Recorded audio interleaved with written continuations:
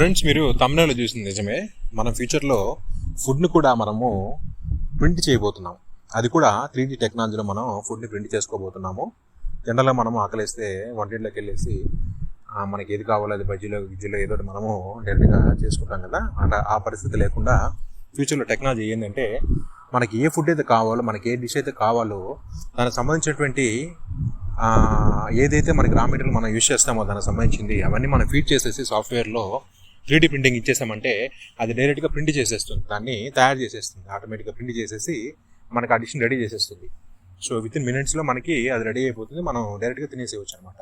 ఎవరైతే బిజీ షెడ్యూల్లో ఉంటారో వాళ్ళ బిజీ షెడ్యూల్ తగ్గట్టుగా వాళ్ళు ఫాస్ట్గా ఏదైనా డిష్ చేసుకోవాలనుకుంటున్నారో వాళ్ళకి ఇది చాలా యూస్ఫుల్ అవుతుంది ఈ టెక్నాలజీ.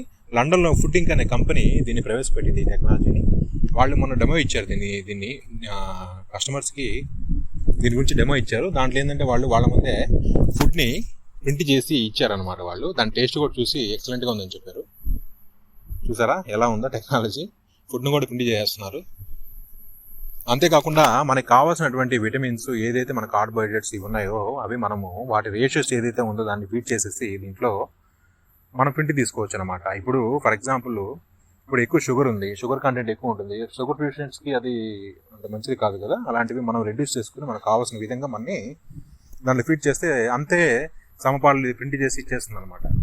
అప్పుడు ఎవరికి ఇష్టమైన డిష్ అనేది వాళ్ళు తినేయచ్చు అనమాట, ఈజీగా ప్రింట్ చేసుకుని తినచ్చు అనమాట. బాగుంది కదా ఈ టెక్నాలజీ. సో మీకు ఏదైతే ఇష్టం ఉందో దాన్ని బజ్జీలు అయితే బజ్జీలు కానీ ఏదైనా ఏ ఐటమ్ అయినా అది మనం ఈజీగా మనం వితిన్ ఫ్యూ మినిట్స్ మనం ప్రింట్ తీసుకొని తినేసేయచ్చు. టెక్నాలజీ బాగుంది కదా. ఇది కూడా ఇండియాలోకి వస్తే ఎంతమంది వాళ్ళకి కావాల్సిన డిష్లు ప్రింట్ తీసుకుంటారో నాకు కామెంట్ సెక్షన్లో చేయండి. వాళ్ళకి ఫస్ట్ వాళ్ళు ఏ డిష్ ప్రింట్ తీసుకుంటారో వాళ్ళకి ఇష్టమైనవి